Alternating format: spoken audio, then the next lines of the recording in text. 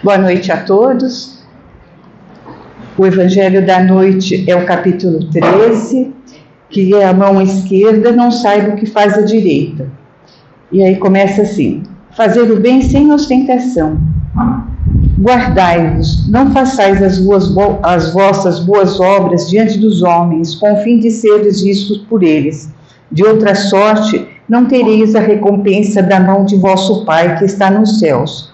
Quando, pois, dás a esmola, não faças tocar a trombeta diante de ti, como praticam os hipócritas nas sinagogas e nas ruas, para serem honrados dos homens.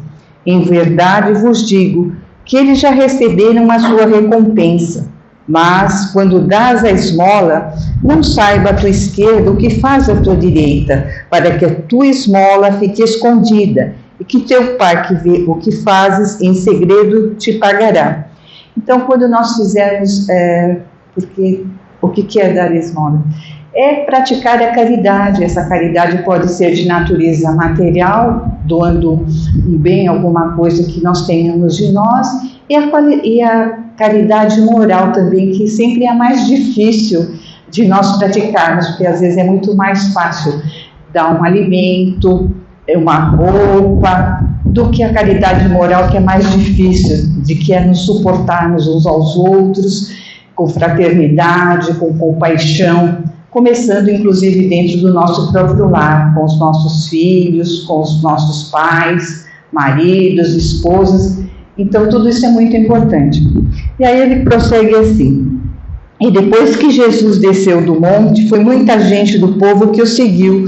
E eis que vindo um leproso o adorava, dizendo: se tu queres, Senhor, bem me podes limpar. E Jesus, estendendo a mão, tocou, dizendo: pois eu quero, fica limpo. E logo ficou limpa toda a sua lepra. Então lhe disse Jesus: vê, não o digas a alguém, mas vai, mostra-te ao sacerdote e faz a oferta que ordenou Moisés para lhe servir de testemunho a eles. Aqui Jesus nos recomenda que essa prática dessa caridade, tanto a material como a moral, que nós não precisamos fazer alarde de tudo que nós fazemos. O que importa é o reconhecimento de Deus, nosso Pai, de Jesus, nosso irmão maior, dos nossos amigos e benfeitores. Esse é o reconhecimento que é importante, não dos homens, porque se nós preferirmos o reconhecimento dos homens ao invés de Deus, então nós já recebemos aqui na Terra mesmo aquilo que nós pretendíamos, quer dizer, esse reconhecimento. O que importa é a descrição, é o reconhecimento de nosso Pai, que nos vê que nós estamos praticando a caridade com amor, com carinho e com muito respeito. E ele sinaliza assim, o capítulo dizendo assim: o benefício sem ostentação tem duplo mérito. Além da caridade material, constitui caridade moral, pois contorna a suscetibilidade do beneficiado, fazendo aceitar o obséquio sem lhe ferir o amor próprio e salvaguardando a sua dignidade humana, pois há quem aceite um serviço, mas recuse a esmola. Quantas pessoas, quando nós procuramos ajudar, elas se sentem assim muito constrangidas, se sentem às vezes muito humilhadas em estar recebendo aquele benefício. Então nós temos que ter muito cuidado com isso, para não magoarmos as pessoas, temos carinho, suscetibilidade, porque a gente sempre se deve colocar no lugar do outro, né? Então, quantas vezes dói para uma pessoa que está numa situação difícil, perda de um emprego, passando necessidade, uma doença às vezes muito difícil. Então, a gente tem que ter assim muito cuidado com as nossas atitudes. E converter um serviço em esmola pela maneira por que é prestado é humilhar que o recebe, e há sempre orgulho e maldade em humilhar alguém. A verdadeira caridade, ao contrário, é delicada e habilidosa para dissimular o benefício e evitar até as menores possibilidades de melindre, porque todo choque moral aumenta o sofrimento provocado pela necessidade. Então, aqui eu trouxe um exemplo que às vezes começa dentro da nossa própria casa.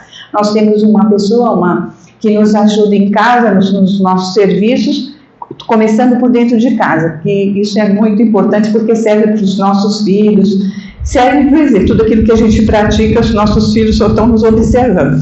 Então essa serviçal está lá nos ajudando e passa por uma situação difícil, está passando assim por necessidades, está faltando alimento dentro de casa, está faltando roupa, às vezes dinheiro para comprar seu próprio remédio. Então, o que nós podemos fazer por ela? Nós vamos ajudar, mas ajudar de uma maneira sem ofendê-la. Então, vamos dizer assim, olha, você está recebendo um prêmio. Em vez de dizer que nós estamos dando assim, com aquele ar de superioridade, como se nós fôssemos superiores àquele ser, porque nós somos exatamente iguais. Então, falar que nós estamos dando um prêmio para ela pelo reconhecimento do trabalho que ela faz dentro da nossa casa. E com certeza ela vai ficar muito grata a nós por isso. Inclusive vai até se esforçar para procurar fazer o melhor.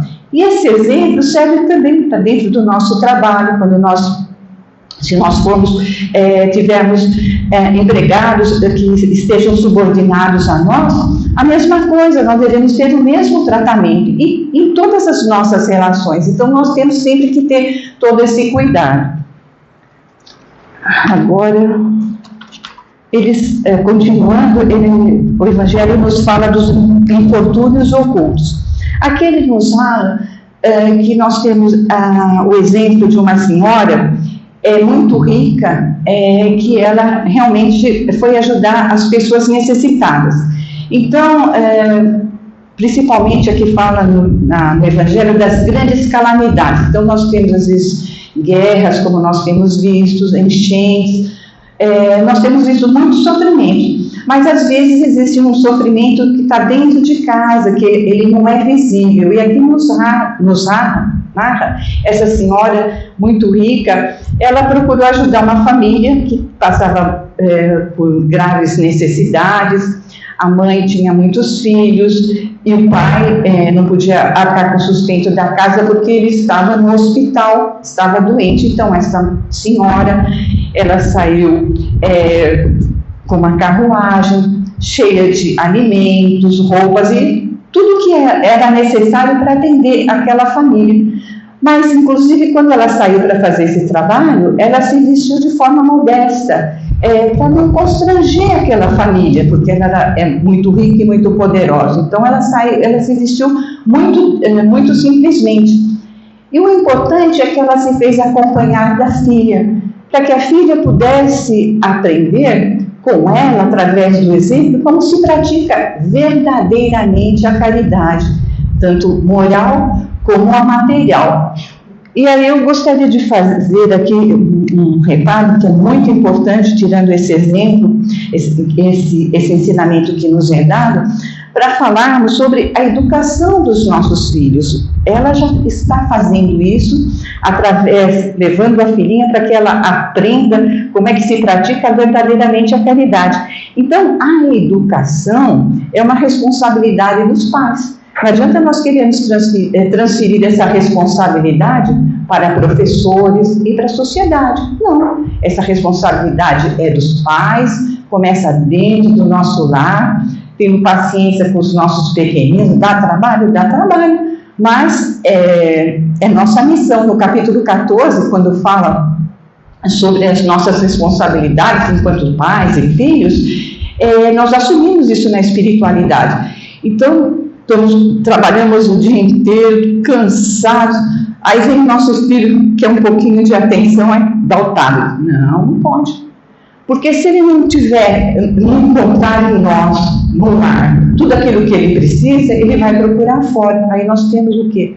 As drogas. Nunca se viu tanto uso de drogas, nunca se viu tanto suicídio de adolescentes. E o que se tem notado ultimamente é que essa faixa etária está diminuindo, está vindo para as crianças. Então os pais têm que ficar muito atentos na criação dos seus filhos, ou os avós, aqueles que fazem às vezes, porque isso é muito importante.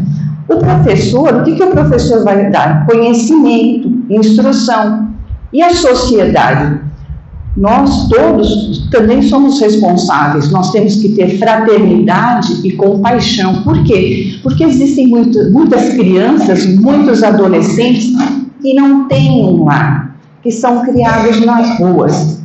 Então, o que acontece com esses seres? Normalmente eles ficam à margem, então vão praticar delitos, são usuários de droga. E quando chega no tribunal penal, o que acontece com esses seres? O que a sociedade faz? O que nós fazemos? Então, nesse tribunal penal, muitas vezes o advogado, o defensor, procura encontrar dentro do processo algo que possa ajudar aquela criatura.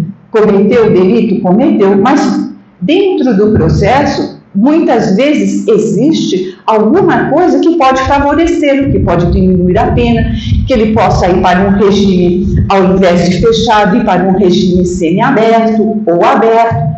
Mas o que a sociedade faz? Não ouve muitas vezes o defensor e já condena de forma implacável essa criatura.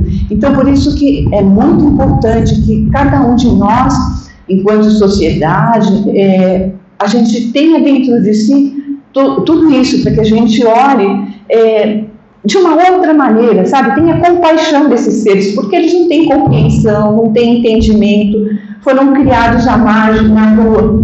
Então, isso é um fato bastante importante que eu queria chamar. Depois aqui fala do óbolo da viúva. Eu vou ler um trechinho aqui rapidinho. E estando Jesus assentado de frente de onde era o gazilácio, observava ele de que modo deitava o povo ali o dinheiro, e muitos que eram ricos deitavam com mão larga. E tendo chegado uma pobre viúva, lançou 2 pequenas moedas que importavam R$1, e convocando seus discípulos disse: na verdade vos digo que mais deitou essa pobre viúva que todos os outros que deitaram no gasofilácio, porque todos os outros deitaram do que tinha na sua abundância. Porém, essa deitou de sua mesma indigência, tudo o que tinha e tudo o que lhe restava para o seu sustento. Então, muitas vezes, as pessoas que têm grandes postos, elas colaboram. Nós temos aí grandes empresários que realmente eles procuram ajudar, construindo grandes hospitais, que nós temos o Alberto Einstein, a Beneficência Portuguesa, o Sírio-Libanês, mas eles têm abundância. E tem aquela pessoa que não tem muita coisa, mas ela pode tirar um pouquinho, dividir um pouquinho daquilo que ela tem com aquele que mais necessita. E aos olhos de Deus, há um reconhecimento maior. Por quê? Porque ela tirou, se eu tinha um pouquinho de arroz e feijão, eu vou dividir esse pouquinho de arroz e feijão com quem mais precisa. É isso que Jesus procura nos ensinar. E que a prática da caridade, tanto moral como a material, ela fique só guardada entre nós e Deus. E aqui eu trouxe uma lição do livro Jesus no Lar, que é pelo espírito de Nélio Lúcio, através de Chico Xavier, e que tinha um senhor que ele, aqui mesmo, como diz aqui o amor da vida, muito sem condição alguma de dar qualquer coisa, ele não tinha nem como dividir um alimento, porque ele não tinha absolutamente nada. Ele era um pai de família com muitos filhos e não tinha o que fazer. Então, o que ele resolveu fazer?